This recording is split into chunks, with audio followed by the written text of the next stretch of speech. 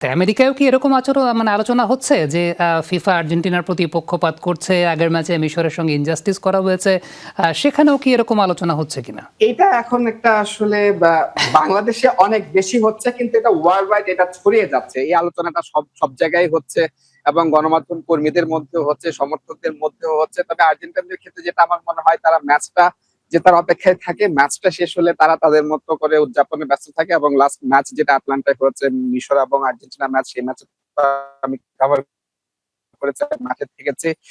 মিশরীয়দের তাদের প্রত্যেকের একটা অভিযোগ ছিল যে ম্যাচটা আসলে মানে ছিনিয়ে নেওয়া হয়েছে তাদের কাছ থেকে।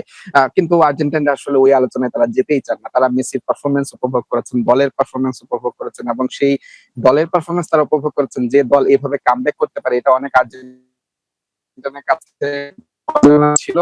তারা কিন্তু সেই প্রথমবারের মতো অনেকদিন পরে এরকম একটা কামব্যাক দেখেছেন এবং যখন খুব দরকার ছিল এবং মেসি যে দলে আছেন এবং তারা কিন্তু ওইটাই উদযাপন করছেন। তারা ওইভাবেই এক শহর থেকে আরেক শহরে যাচ্ছেন। আরেকটা বিষয় আমি যেটা বলতে চাই যে এখানে আহ অনেক ধরনের ব্যাখ্যা আছে, অনেকেই অনেকের মতো দিচ্ছেন। তবে দিন শেষে আমার কাছে একজন গণমাধ্যম কর্মী হিসেবে আমার কাছে যেটা মনে হয় যে হ্যাঁ, এখানে পক্ষপাতিত্ব বা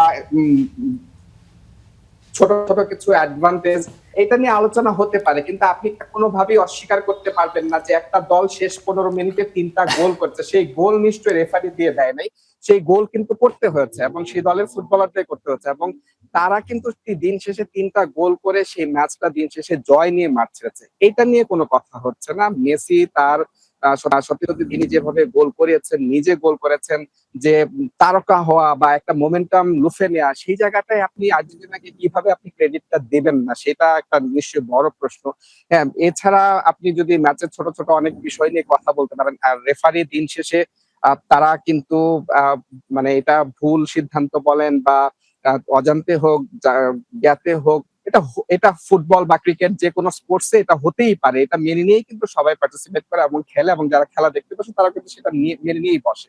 কিন্তু দিন শেষে অবশ্যই আপনি সালাহকে দেখেন, সালাহ কিন্তু এই ধরনের কোনো কথাতে, কারণ তিনি ইন্টারন্যাশনাল ফুটবলটা সেইভাবে তিনি খেলেছেন, তার একটা লম্বা ক্যারিয়ার আছে, তিনি এই জিনিসটা বোঝেন। দিন শেষে মিশর তারা 3টা গোল 15 মিনিটে হজম করেছে, এটা হচ্ছে তাদের সবচেয়ে বড় ব্যর্থতা।